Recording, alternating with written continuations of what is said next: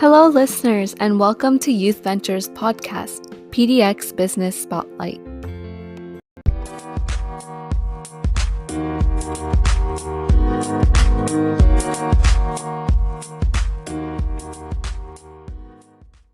Hello, everyone, and welcome back to this episode of PDX Business Spotlight. Today, we are so thrilled to welcome Leanne Kriegler, who's the owner and founder of Ten2Midnight Studios.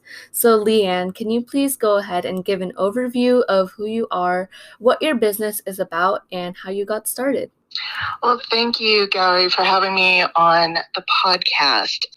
I am the owner and artist, like you said, behind Ten2Midnight Studios, and I design and make window ornaments and other home decor items. I got started about 10 years ago when I quit my day job and began making textured sterling silver jewelry. And I am actually trained as a metalsmith. That's what my degree is in. And I worked for years, both making my own jewelry and working for other jewelry companies. And so 10 years ago, I was able to kind of leave my day job and pursue making jewelry.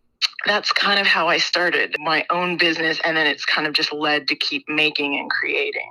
Wow, that's really amazing. It's really impressive how you got to have the amazing opportunity of following your passions and your dream and opening your business and being able to quit your day job and continue with your passion. Thank you. It really has been a dream of mine for many years to create my own thing, to do my own designs, and the path hasn't always been straightforward, but it has always been exciting and it's always been a challenge. And who or what inspired you to start your business? I have, for the most part, I have always worked for small kind of grassroots businesses, a lot of them being creative businesses. I've worked for a beautiful stained glass lamp company. I've worked for a book artist in her bindery, and she did how-to books as well as really limited edition artist books. I've worked for a couple of jewelry companies.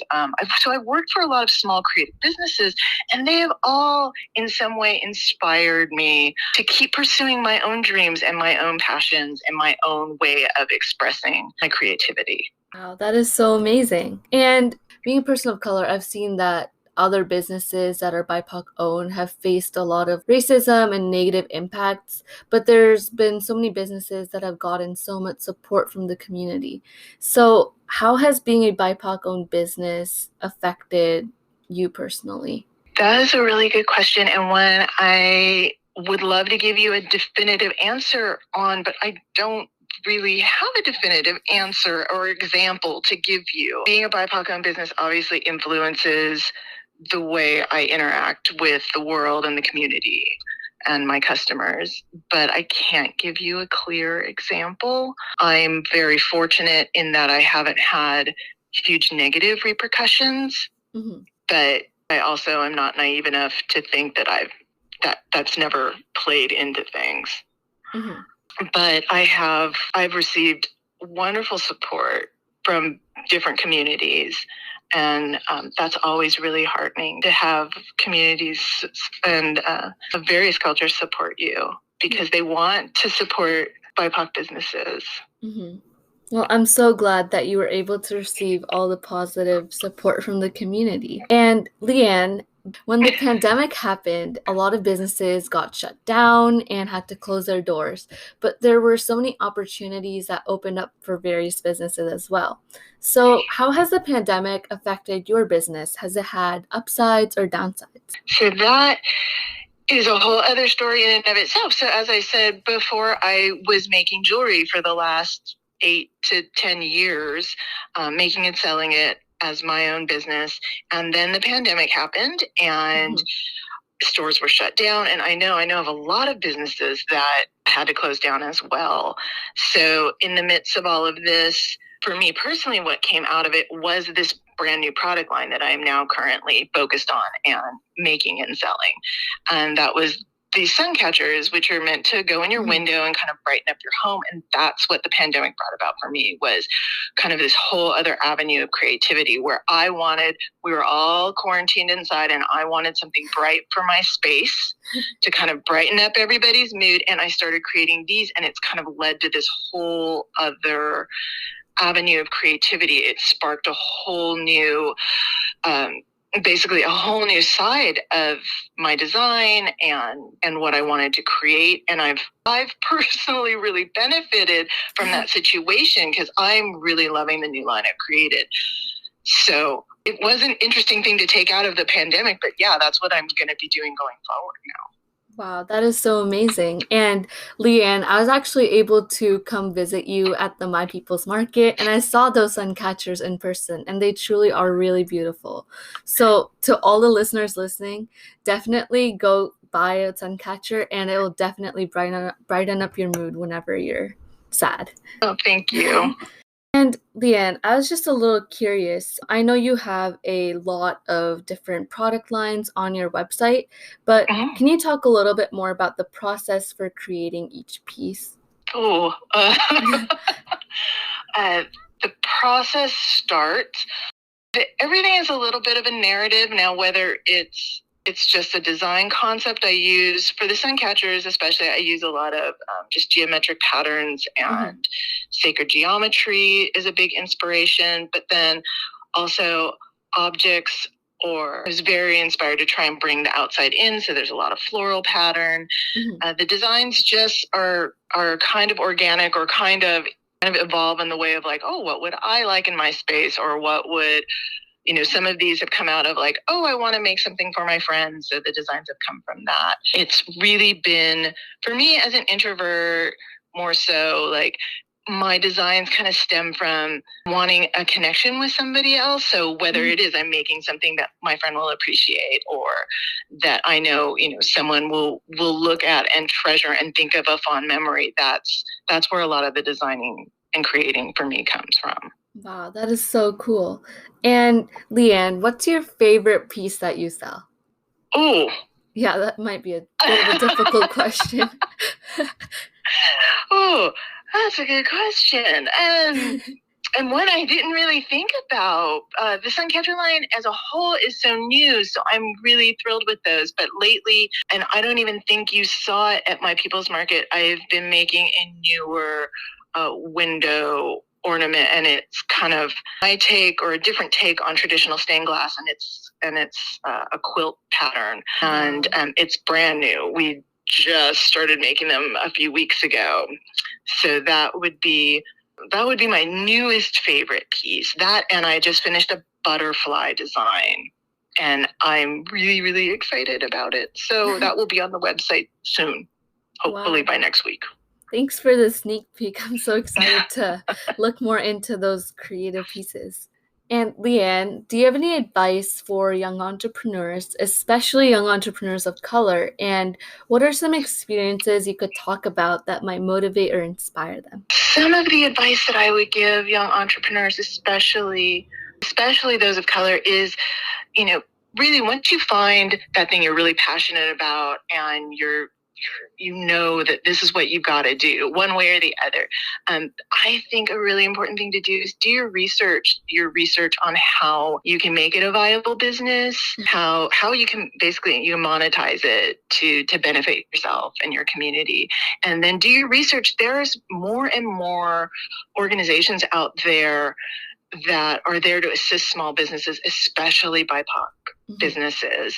When I was maybe just a year or two into my jewelry business, I got in touch with an organization here in Portland that is now called Livelihood Northwest, and they were really helpful in helping me find things to help with my accounting systems and networking, and even some grants I was possibly eligible for. So there's a lot. There's more and more organizations, and also more and more opportunities for young entrepreneurs, especially BIPOC businesses. So finding out about those, getting involved with those organizations can be really a huge help. when starting out. Mm-hmm. And then the other thing is be proactive. You know, there is a lot of opportunities out there, but you're going to have to work hard to find them, and you're going to have to really get involved, and you're really going to have to put yourself out there in ways that will make you feel uncomfortable on so many levels.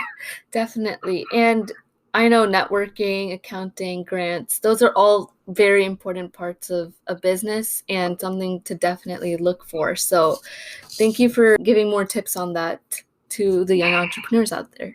Well, thank you. Thank you so much for having me on and letting me talk about my passion and my babies and this whole thing that is my world. And Leanne, just another question is, how can people support your business? So I do have a website, Ten2MidnightStudios.com, and they can support it by going to the website, seeing if there's anything that they would like to purchase. Also, follow me on social media, both Instagram and Facebook. I'm at Ten2Midnight Studios, and you can see random product shots, studio shots, photos of my dog. But that is a wonderful way to support, just to, to have more people be involved and come see me at a show, come talk to me, come hang out. Perfect. These are all great ways. And listeners, we will be linking all of Leanne's social medias, her website, her Instagram, and her Facebook in the podcast description box. So wherever you're listening, definitely go click those links and follow her and support her in any way you can. Leanne, are there any special projects or anything else that you wanted to plug? As of right now, there's always new design. I'm constantly adding new designs to the website. Pretty soon we'll have to start doing holiday stuff. So we'll be adding on ornaments and specials. And if people sign up for the email list, they'll get first dibs on all those kind of fun things. I have an upcoming art festival, Labor Day weekend. I'll be in Bellevue at the Bellevue Downtown Arts Market. And then in October, I will be down in the Tigard-Tualatin area at Art in the Burbs. Wow. And then who knows where. Perfect. So listeners, will also be linking some more information about the art festival and the other event in the description box. So if you want to go meet Leanne personally and go buy from her in person, you can definitely go do that as well. Leanne, did you have any last words that you wanted to say? Just thank you. Thank you so much for having me on. I really appreciate it. No problem. Thank you so much for joining us on this episode of our podcast. That's it from PDX Business Spotlight, and please join us in the next episode.